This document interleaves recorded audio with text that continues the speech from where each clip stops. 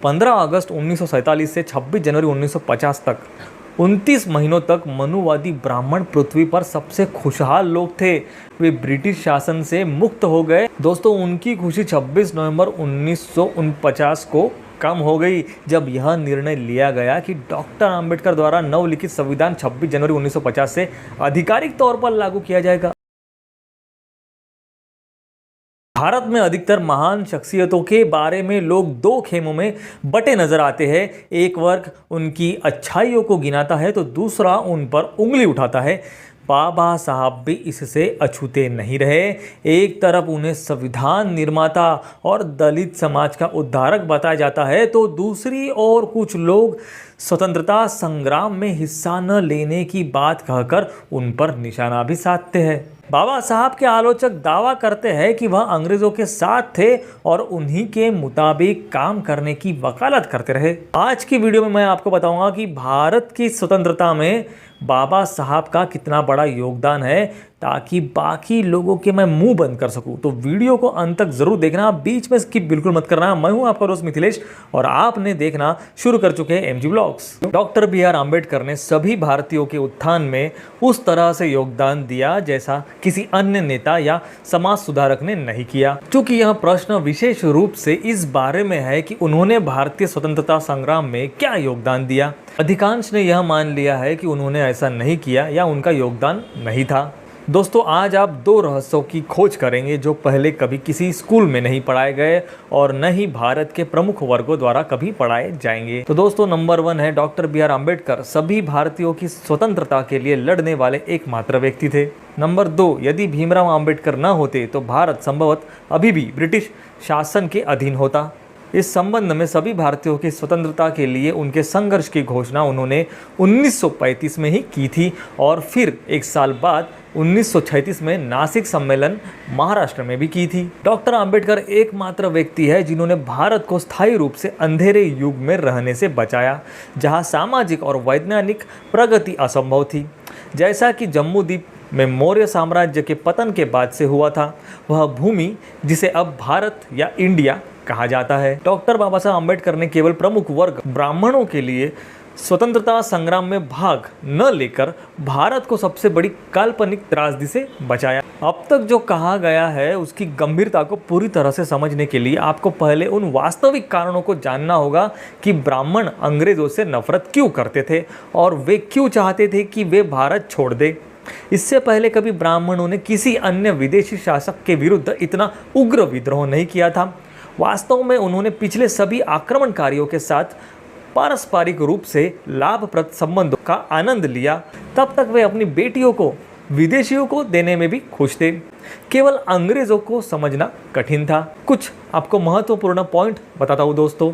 16 मई 1775 को east India regulatory act 1773 के तहत नंद कुमार देव हत्या के दोषी ठहराए जाने वाले पहले ब्राह्मण बने।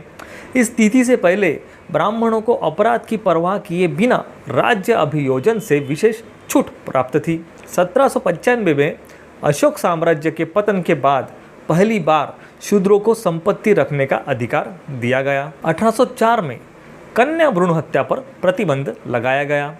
1813 में दास प्रथा समाप्त की गई। इसके अलावा 1813 में भी सभी के लिए शिक्षा का अधिकार दिया गया। 1817 में वर्ण व्यवस्था के अनुसार सजा देना गैर कानूनी बना दिया गया। 1819 में एक ब्राह्मण द्वारा नवविवाहित शूद्र दुल्हन के साथ पहली 3 रातें बिताने की पुरातन प्रथा पर प्रतिबंध लगा दिया गया। 1830 में मानव बलि अनुष्ठान को अवैध घोषित किया गया। 1835 में शूद्र के पहले जन्मे बेटे को अनिवार्य रूप से गंगा नदी में अर्पित करना गैर कानूनी घोषित किया गया। इसके अलावा दोस्तों 1835 में 7 मार्च को लॉर्ड मैकाल ने शूद्रों और अछूतों के लिए उच्च शिक्षा के अधिकार और सभी गैर ब्राह्मणों के लिए अंग्रेजी सीखने के लिए अधिकार के लिए लड़ाई लड़ी और जीत हासिल की। शिक्षा की इस नई स्वतंत्रता के तहत मूर्ति भंजक ज्योतिराव फूले मैट्रिकुलेशन को सफलतापूर्वक पूरा करने वाले पहले व्यक्ति बन गए और ओबीसी श्रेणी से पहले अधिक शिक्षित व्यक्ति बन गए। दोस्तों, डॉक्टर बी.आर. अम्बेडकर तथाकथित अछूत वर्ग के पहले लोगों में से एक थे जिन्हें उच्च शिक्षा के समान अधिकार के तहत डिग्री के लिए नामांकन करने की अनुमति दी गई थी। और पेरुंथलेवर एएमसी राजा भारत में अनुसूचित समुदाय के पहले डिग्री धारक थे। उसके कुछ पॉइंट है दोस्तों। नंबर 1, अछूतों को कुर्सियों पर बैठने का अधिकार दिया गया। नंबर 2, अंग्रेजों ने सती प्रथा पर प्रतिबंध लगा दिया, जिसमें मृतक की विधवा को जलाकर मार देना अनिवार्य था।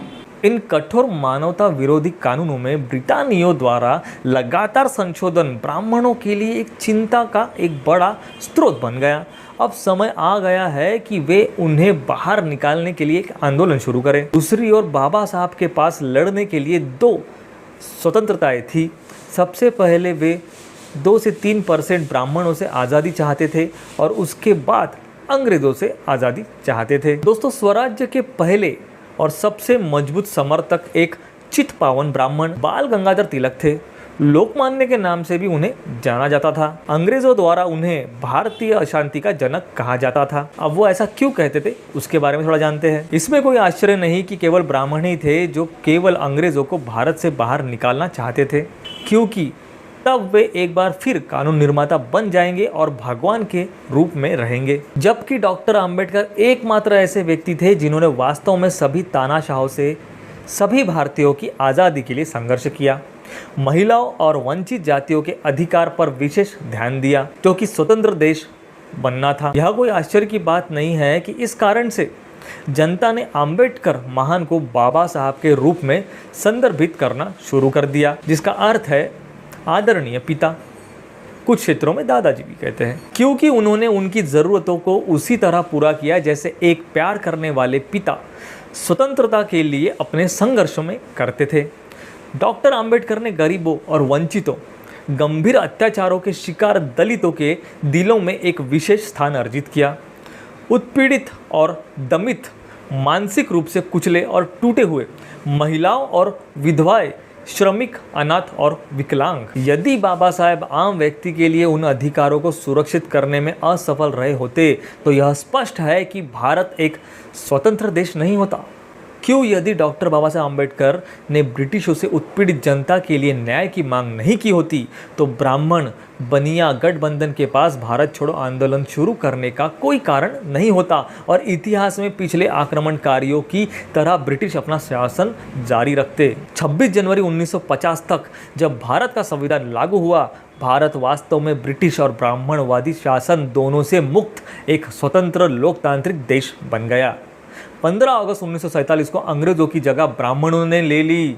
26 जनवरी 1950 को भारत ने पूर्ण स्वतंत्रता प्राप्त की। आधिकारिक तौर पर खुद को ब्राह्मणवादी शासन से भी मुक्त करा लिया। इसलिए वास्तविक भारतीय स्वतंत्रता दिवस 26 जनवरी 1950 है, न कि 15 अगस्त 1947 जैसा कि आमतौर पर माना जाता है और ब्राह्मणों के प्रभुत्व वाली क्रमिक सरकारों द्वारा जोरदार प्रचार किया जाता है। अब कुछ महत्वपूर्ण टिप्पणियां दोस्तों।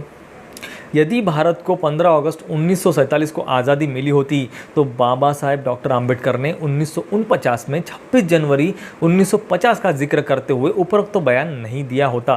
आगे उसी भाषण में वह दूसरी बार भविष्य की ओर इशारा करते हुए कहते हैं 26 जनवरी 1950 को भारत एक लोकतांत्रिक देश होगा।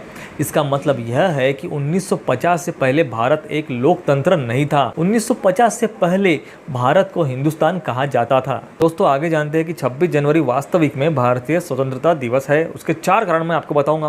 पहला, भारतीय संविधान के मुख्य वास्तुकार और लेखक डॉक्टर BR अम्बेडकर ने मसौदा समिति के अध्यक्ष के रूप में अपने आखिरी आधिकारिक संसदीय भाषण में विशेष रूप में ऐसा कहा था। नंबर 2, 26 जनवरी 1950 को आधिकारिक तौर पर भारत का निर्माण हुआ और हिंदुस्तान खत्म हो गया।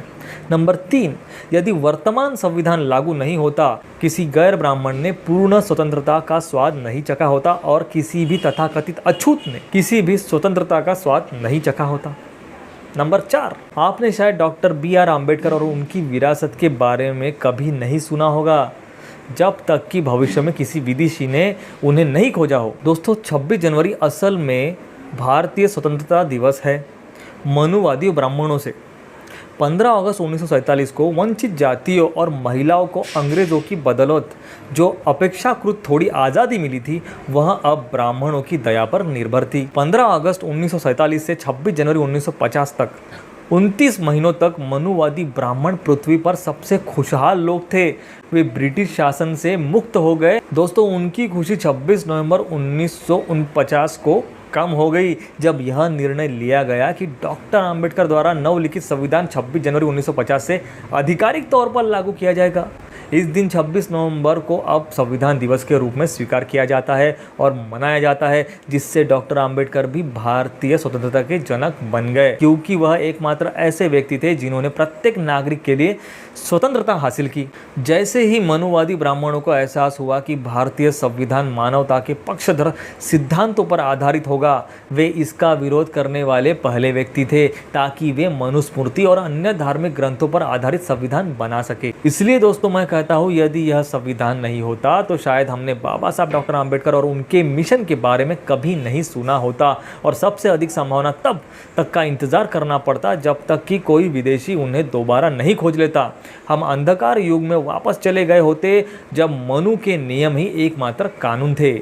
एक खुला रहस्य है कि चरम दक्षिणपंथी हिंदुत्व नेता दुनिया के सबसे बड़े न्यात संगठन आरएसएस के साथ मिलकर वर्तमान भारतीय संविधान को वैकल्पिक धार्मिक संविधान से बदलने की योजना बना रहे हैं। यह किसी नियोजित अव्यक्त तत्कापलट से कम नहीं है, क्योंकि इसे संविधान में नियमित संशोधन करके धीरे धीरे हासिल किया जा रहा है। बाबा साहब ने अनुमान लगाया था कि यह एक वास्तविक संभावना हो सकती है और उन्होंने भारतीय संविधान की मसौदा समिति के अध्यक्ष के रूप में अपने आखिरी भाषण में नए स्वतंत्र भारत को इसके बारे में चेतावनी दी थी।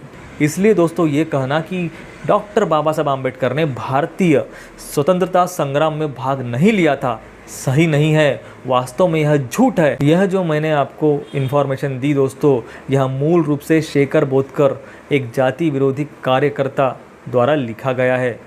तो आई होप दोस्तों आपको यह वीडियो पसंद आई हो, यह इन्फॉर्मेशन पसंद आई हो और बाबा साहब का महत्व पता चला हो आपको। तो इस वीडियो को दोस्तों ज़्यादा से ज़्यादा शेयर, सब्सक्राइब और लाइक करना ना भूलें। तो चलो मिलते हैं नेक्स्ट वीडियो में ऐसे ही किसी इंटरेस्टिंग टॉपिक के साथ। तब तक के लिए दोस्तों आप सभी को हैप्पी रिपब्लिक डे।